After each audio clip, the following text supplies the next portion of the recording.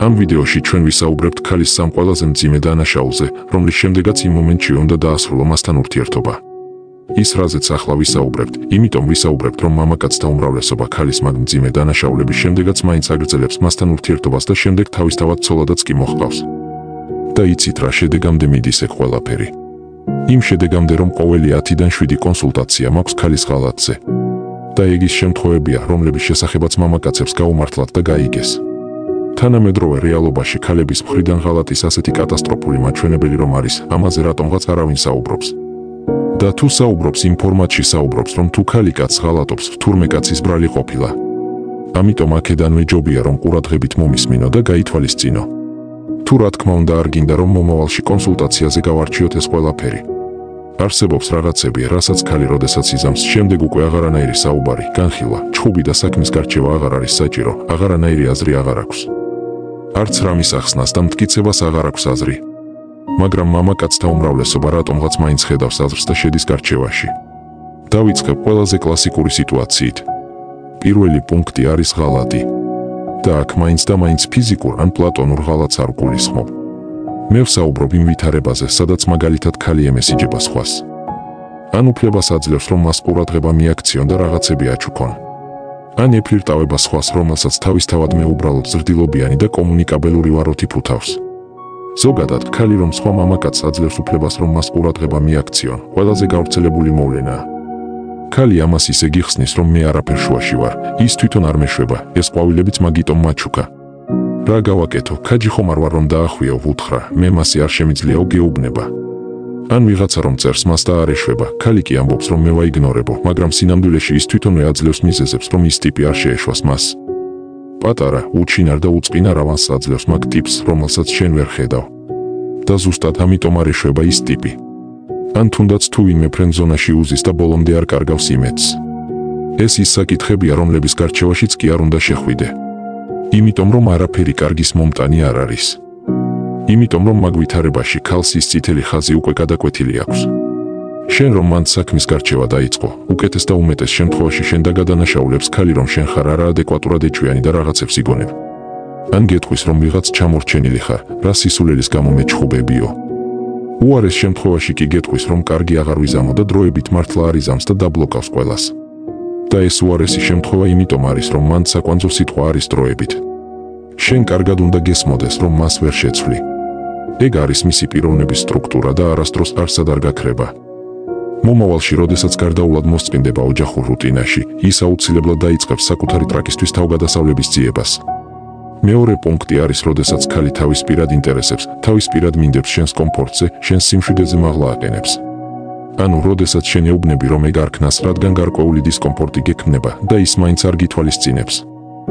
მაგალითად, სადღაც ტრენინგებზე, კურსებზე მიდის, ან საგუგუნოდ მიდის, თავისთავად მისი თქმით უწყინარ გარემოში, სადაც ყველა შინაურია. ან დაქალთან ერთად ჯასტინ თიმბერლეიკის კონცერტზე მიდის. ან თუნდაც სხვა ქალაქში, ან ქვეყანაში მიდის დასასვენებლად. არ აქვს მნიშვნელობა რა იქნება და რა ფორმატში. სულ რომ მართლა უწყინარი გარემო იყოს, მაინც არ აქვს მნიშვნელობა. თავარი არის ის, რომ შენ მაგ მოვლენის გამო დისკომფორტი გექმნება. საქმის კურსში აყენებ მას ამ შენი დისკომფორტის შესახებ, ის კი არ გითვალისწინებს. თავისი პირადი კაიფი ურჩევნია შენს კომფორტს. მამაკაცთა უმრავლესობა გაგებით ეკიდება და იწყებს თავის თავთან შეთანხმებას, რომ არ აუშავს მე მას ვენდობიო. და სულ ტყუილად ეკიდებით გაგებით. აქ ნდობა არაფერ შუაშია. მოდი ასე გეტყვი. შენ საქმე გაქვს ქედმაღალ, ამპარტავან, ეგოისტ ქალთან, რომელსაც სინამდვილეში სულ ფეხებზეც კიდი ხარ. შესაბამისად ეს არ არის ის ვითარება, სადაც რაღაც უნდა აუხსნა და გააგებინო, რომ ის არასწორად იქცევა, იმ იმედით, რომ მომავალში აღარ მოიქცეს. ის არ გაგითვალისწინებს, თქვენი ჩხუბებთ და მაინც წავა. და რომ ჩამოვა და გაბუტული რომ დახვდები, ბოლოს მაინც შეურიგდები. შემდეგ ისე ვისაუბრებთ და გააგრძელებთ ურთიერთობას. ეს ასე მოხდა შენს შემთხვევაში. იმიტომ რომ უმეტეს შემთხვევაში ასე ხდება. ამიტომ ეს არ არის ის შემთხვევა, სადაც ახსნითა და განხილვით რამე გვარდება. არაფერი არ გვარდება და არც არასდროს არ მოგვარდება. ის თავისი ქცევით პირდაპირ გეუბნება, რომ ჩემი პირადი მინდები არის პირველ ადგილზე. შენ რომ ღამე ვერ დაიძინებ მაგაზე ფიქრით, ეგ შენი პრობლემაა, შენ ხარ უაზროდ ეჭვიანი. ეს არასდროს შეიცვლება. უფრო სწორად როგორ არ შეიცვლება, აუცილებლად შეიცვლება, ოღონდ კიდევ უფრო უარესობისკენ.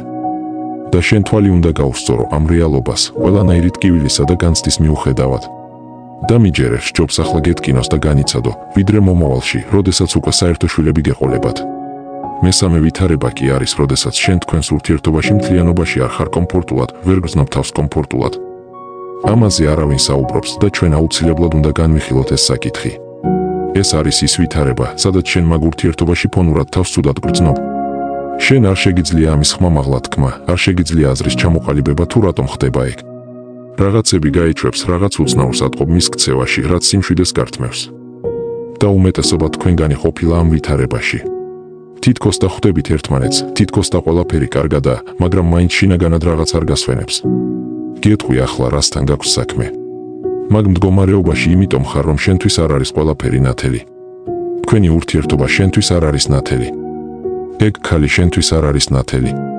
ის შენ ბოლომდე არ გნებდება, გარკვეულ დისტანციაზე ჰყავხარ, რომლის იქითაც რა ხდება, უბრალოდ არ იცი. არსებობს თუ არა კონკრეტული, მკვეთრი მიზეზი, რის გამოც მაგ მდგომარეობაში ხარ. უმეტეს შემთხვევაში კი არსებობს. სადაც მასეთ ურთიერთობაზე ხარ თანახმად, სადაც ქალს თავისი ეგრეთ წოდებული პირადი სივრცე აქვს, რომელშიც შენ არ გიშვებს, იქ მაგ მიზეზებზეც ვერ გაქვს პრეტენზია. უბრალოდ პირდაპირ უნდა ითქვას, რომ ამ ეტაპზე სუსტი ხარ და არ ხარ არანაირი სერიოზული ურთიერთობისთვის მზად. მამაკაცი, რომელიც სერიოზულად უდგება ამ საკითხს, როდესაც მოუმართავს ჩემთვის ქალის გადამოწმების მიზნით და როდესაც ვარჩევთ კონსულტაციაზე თუ რამდენად გამოდგება ქალი, რამდენად კარგი კანდიდატია ოჯახური ურთიერთობისთვის. ის მამაკაცი მაგ ურთიერთობაში არანაირ დისკომფორტს არ გრძნობს. იმიტომ რომ მისთვის ყველაფერი ნათელია. და იმიტომ მომმართავს, რომ მას წვრილმან დეტალებში უნდა გარკვევა, რომ რამე არ გაეპაროს და ცხოვრებისეულად მნიშვნელოვანი შეცდომა არ დაუშვას. ის წინ იყურება, მომავალს გეგმავს, რისკებს იაზრებს. ის ხვდება, რომ მთელი დანარჩენი მისი ცხოვრება უნდა დააკავშიროს იმ კონკრეტულ ქალს. ხვდება, რომ მისი მომავალი, მისი შვილების მომავალი დევს სასწორზე. და ამ ყველაფერს კარგად რომ იაზრებს, ზუსტად ამიტომ უნდა დარწმუნება, რომ ნამდვილად კარგი და კეთილი ქალია. ნამდვილად ერთხელ და სამუდამოდ უნდა ეგ ურთიერთობა და არა თუ ბრმად წინსვლა, სადაც სიურპრიზები დახვდება. ხოლო ვინც ვერ იაზრებს ამ ყველაფერს, ის ამბობს, რომ მე ვინ რა უნდა მასწავლოს, ეს ნამდვილი სიყვარულია, ეს ქალი არის აი ის ერთადერთი, მე ეს ვიგრძენიო. რა ადგილით იგრძენი, იქნებ ეგეც დააკონკრეტო.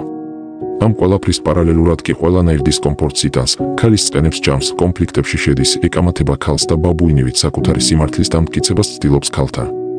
ზუსტად ამიტომ, თუ შენთვის ურთიერთობა არ არის ნათელი, თუ გეჩვენება, რომ თითქოს და ყველაფერი კარგადაა და მაინც შინაგანად რაღაც არ გასვენებს, გირჩევ, რომ როგორც მინიმუმ ცოტა ხნით დააპაუზო ეგ ურთიერთობა. შენ ჯერ არ ხარ მზად ოჯახური ურთიერთობისთვის.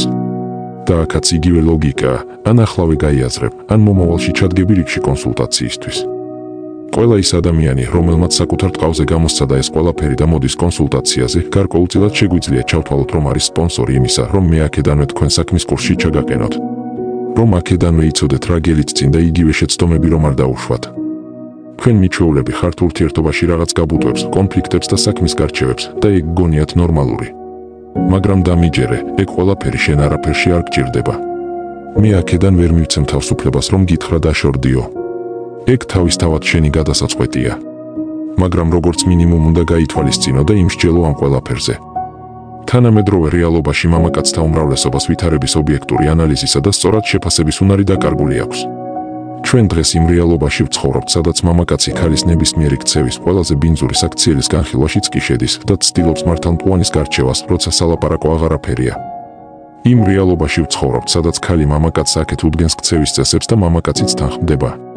სადაც TikTok ვიდეოებში ქმარი ცოლის მხრიდან დამცირებაზეა თანახმა იმისთვის, რომ ბევრი ნახვა დააგროვონ. სადაც ცოლებს იმაზე უფრო გამომწვევად აცვიათ, ვიდრე 30 წლის წინ ცირკთან მდგომ სხეულით მოვაჭრეებს ეცვათ და მამაკაცებს არ აქვთ პრობლემა. და ვიღაცები იტყვიან, რომ ვისი რა საქმეა, ყველას თავისი ცხოვრება აქვსო. და კი, ეგ ნამდვილად მასია. მე არ ვსაუბრობ შემფასებლის სტატუსით, რომ ასეთები კარგები არიან და ისეთები ცუდები არიანო. მე უბრალოდ მამაკაცთა იმ ნაწილს, ვისთვისაც ეს ყველაფერი მნიშვნელოვანია, ვუყვები იმ რისკების შესახებ, რასაც თავშივე არ აქცევენ ყურადღებას და დიდ მნიშვნელობას არ ანიჭებენ. და შემდეგ თავისთავად მაგის გამო განიცდიან.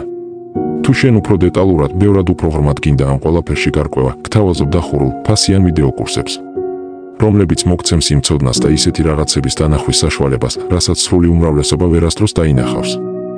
ასევე გაცნობებ ახალი ვიდეო კურსის შესახებ, რომელიც ოჯახისთვის გამოსადეგ ქალზეა. ვიდეო კურსების ბმული ტრადიციულად აღწერაში და პირველ კომენტარშია. შესაძენად და კონსულტაციაზე ჩასაწერად მომწერე WhatsApp-ზე.